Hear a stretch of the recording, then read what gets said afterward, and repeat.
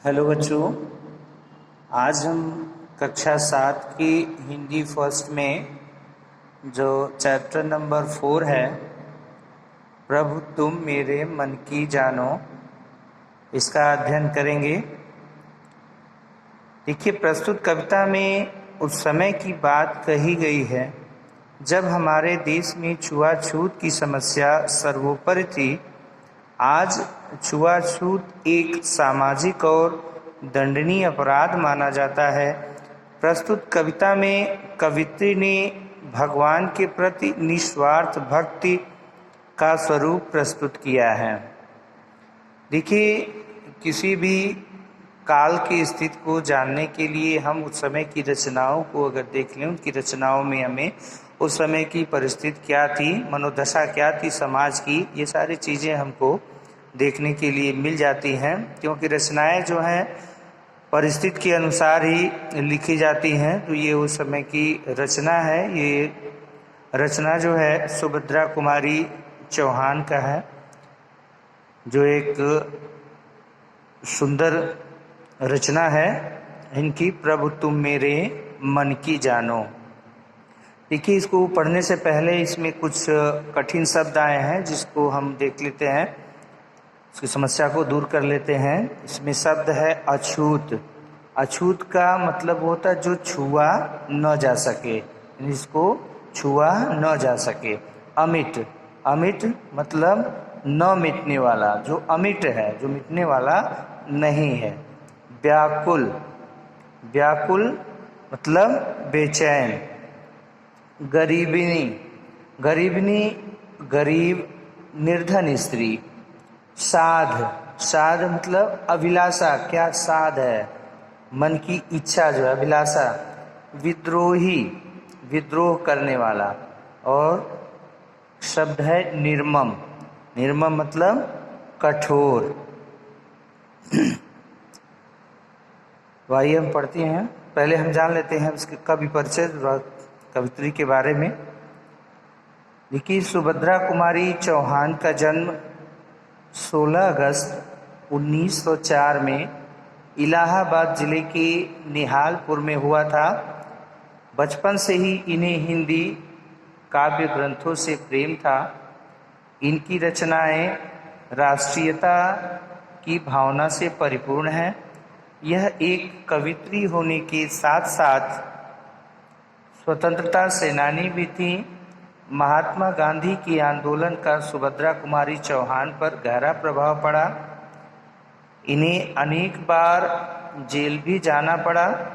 इनकी कुछ प्रसिद्ध कविताएं हैं से झांसी की रानी, कदम का पेड़, लक्ष्मीबाई की समाधि पर, बिटिया रानी।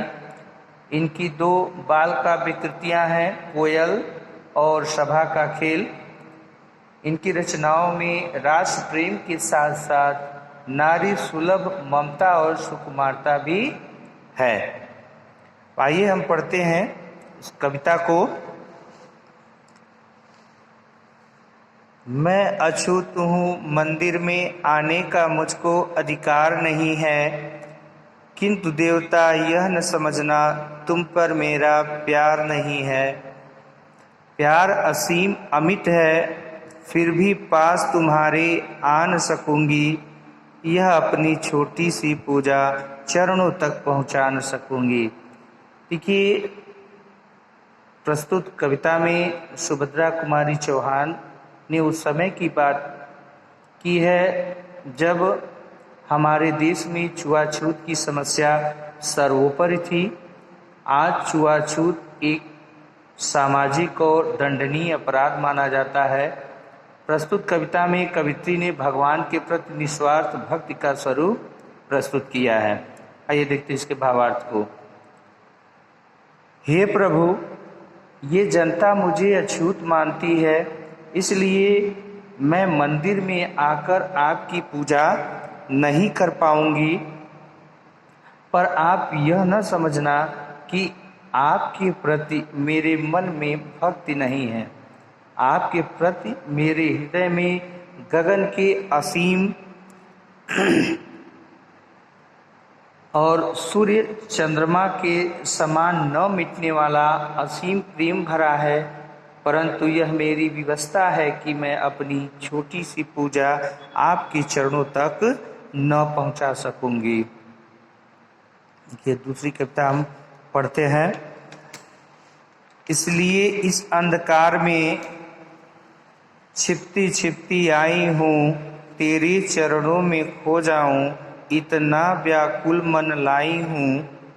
मैं गरीबनी किसी तरह से पूजा का सामान जुटाती, बड़ी साध से तुझे पूछने मंदिर के द्वारे तक आती।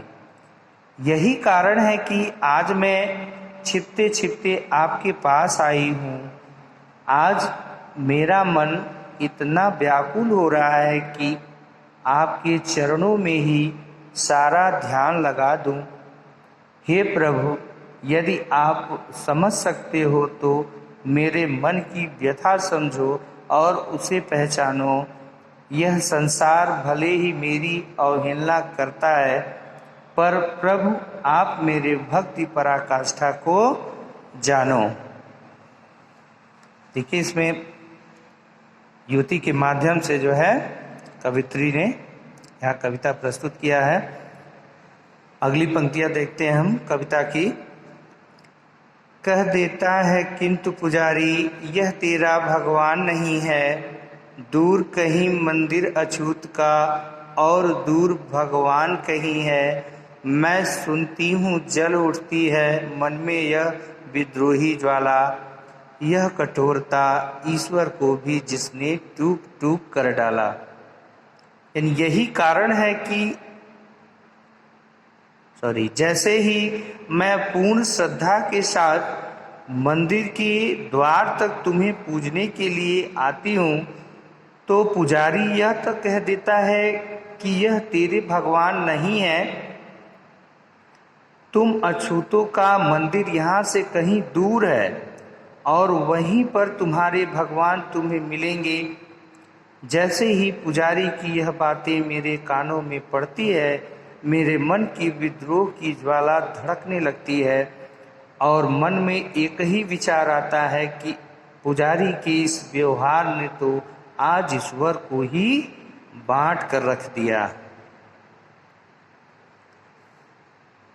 शेष कविता की लाइनें जो हैं वो बाद में हम पढ़ेंगे, पंक्तियां अगले भाग में। Take care, bye bye.